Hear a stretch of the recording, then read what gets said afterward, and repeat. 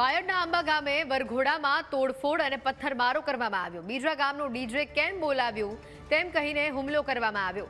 DJ મુદ્દે વિવાદ બાદ ટોળાએ હુમલો કર્યો। બે યુવાનોને માથાના ભાગે ગંભીર ઈજા થઈ, જેઓને હોસ્પિટલ ખસેડવામાં આવ્યા। ડીજે સિસ્ટમમાં પણ તોડફોડ કરવામાં આવી। સમગ્ર મામલે પોલીસે તપાસ હાથ ધરી છે। પોલીસે 6 લોકો સામે ગુનો નોંધી તપાસ કરી છે। વધુ વિગતો જાણીશું। સંવાદદાતા સંકેત જોડાયા છે ફોન લાઈન ઉપર। સંકેત, જે રીતે આ હુમલો કરવામાં આવ્યો, બીજા ગામનું ડીજે મંગાવ્યું અને આ નજીવી બાબતે હુમલો કરવામાં આવ્યો હતો, પથ્થરમારો કરવામાં આવ્યો હતો, અપડેટ શું?